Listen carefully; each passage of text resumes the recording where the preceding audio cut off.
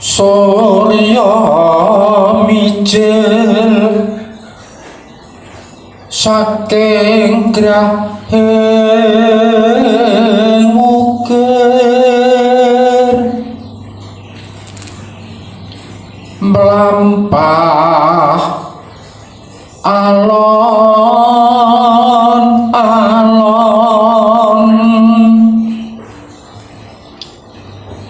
wanci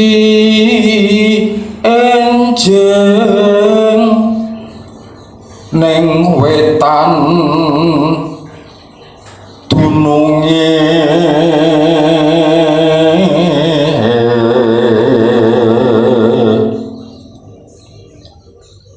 saya minggah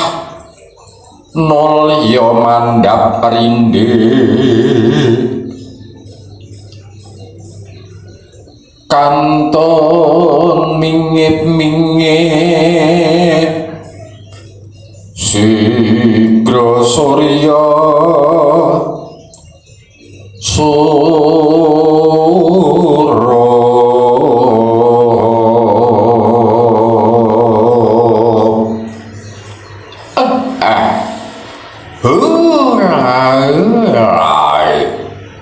Bila kedua ku mel-mel sadulita pancen yang digagas sing dawa uripe manungsa iki ibarat kaya laku ning sengenge surya mijil surya iki sengenge mijil iki metu saking grahing ukir saka sela-selaning gunung nuli minggah rindik saya munggah gone mancarake sunar amadhangi sine bawana kabeh lampahe alon-alon ora sumengko ora kesusu ning tepat waktu kuwi sengenge saya mandhap rindik munggahe ya alon medune ya lon-lonan kantun mungup-mungup utawa kantun mingip-mingip sigra surya suruh wis rampung kewajibane nggone madhangi sine donya tumuli surup ana telenging bumi kalamun dirasa lakuning sengenge iki mau jroning jumedhul kuwi migunani tumrap sekabeng urip kang kumelip tumumpang bumi kabeh kena daya kabeh kena sorot cahyaning sengenge kang hambabar bisa anguripi sagung dumadi mbah kuwi wujud apa wae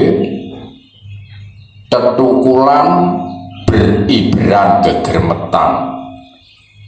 tetanduran apa wae apa dene para manungsa kabeh perlu nggunakake daya soroting sengenge mula sunar kuwi sorot kang duwe daya anguripi purnaning lelakon sakwise wis andhong sorot kanggo nguripi sagung dumadi tumuli ambles telenging bumi tegese jumedhuling surya iki mau migunani tumrap sesamaning urip kang tumitah kumelip temumpang bumi mlakune ora kesusu ora daya-daya ora sumengka mula sabisa-bisa wong urip kuwi nulodo marang laku laku ning sengenge anut marang dalane dhewe ora ngesuk-suk ora ngesok-sok marang dalaning liyan golek uripe dhewe ning urip sing migunani tumrap sesamaning urip pancen yen digagas kabeh kuasaning Gusti sing gawe urip iku ora bisa tinulis ing buku tulilise kudu ana ing rasa pangrasa rasa lawan rumangsa kalamun sejatining urip kabeh kang ana iki uripe wis tinata wis kinodrat wis ginaris marang purbane kang kawasa